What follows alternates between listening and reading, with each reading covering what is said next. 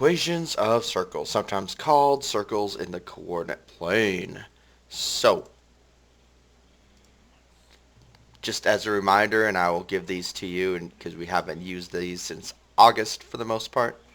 The distance formula is x2 minus x1 squared plus y2 minus y1 squared. The midpoint formula is x1 plus x2 over 2 and y1 plus y2 over 2. You don't need to know these if you're just trying to get a B. You'll have to know how to use these to get an A++. So, this is the equation you're going to have to memorize.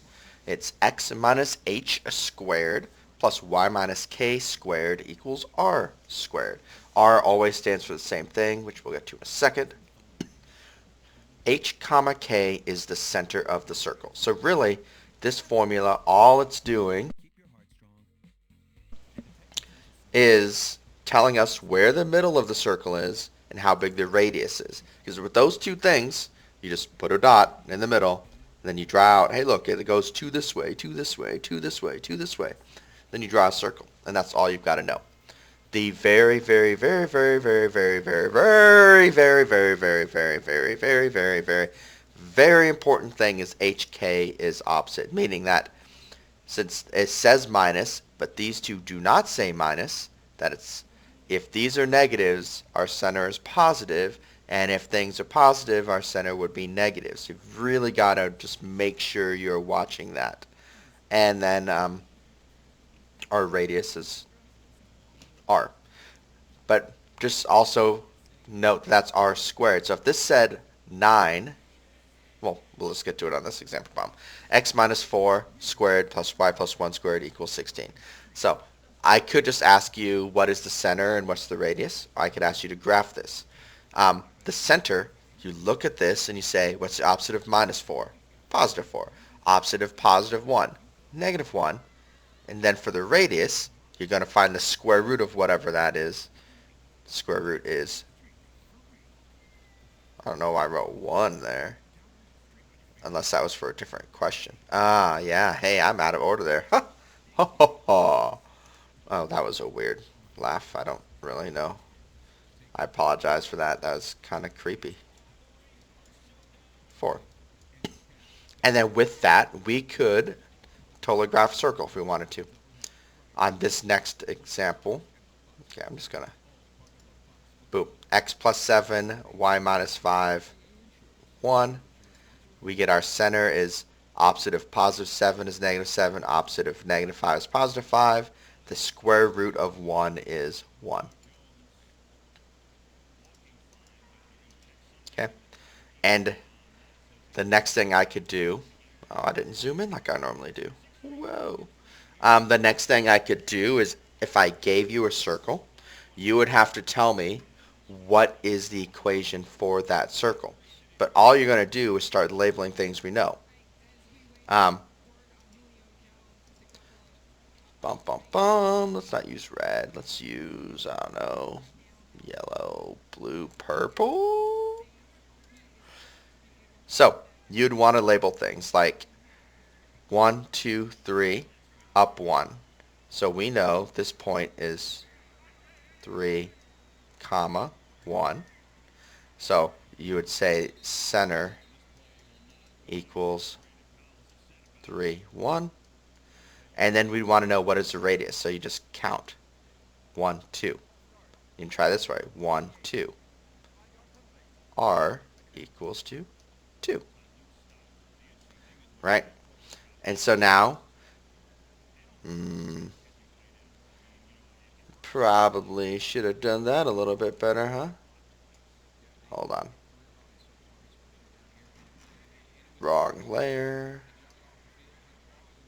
There. Hopefully that doesn't get in the way of something else. But opposite of positive 3 is minus 3. So that's why I have an x minus 3 squared. Plus, the opposite of positive 1 is minus 1. That's why I have a y minus 1 squared equals. And then 2 squared is 4, which is why it's 4. Okay. Center equals negative 3, negative 9, r equals 10. You're going to have to write an equation. So you literally, you're almost every single time, if I want you to write an equation, you're just going to write x squared plus y squared equals. And then you're just going to look at what's given. The opposite of negative 3 is positive 3. That's why it's a plus 3. The opposite of negative 9 is positive 9, which is a plus 9. So we put that there and there. And then you just do 10 squared, and you get 100. And you've got your equation of a circle. So this is what you need to be able to do to get an A+. Basically, I could give you some different sort of information, and you'd have to give me the equation of that circle. 2 points on a circle are opposite of each other. The negative 4, 2, 2, negative 8. What is the equation? So the first thing is, if they're on opposite sides of the circle, that's the diameter. The middle of the diameter is the center. So we're just going to use that midpoint formula to find the center of the circle, which is negative 1 comma negative 3. So we know the center. So now we could do that first part of the equation. Right? And then I just graphed it here real quick. Negative 1, negative 3. And then I also said there was a point at negative 4 comma 2. So to try to make things easier for myself, instead of using distance formula, I just made a little diagram and said, hey look, let's just use Pythagorean theorem. 3 squared plus 5 squared equals c squared. 9 plus 25 equals c squared. 34 equals c squared. Now this is important because that is c squared, right? And in our formula, we want it to say squared.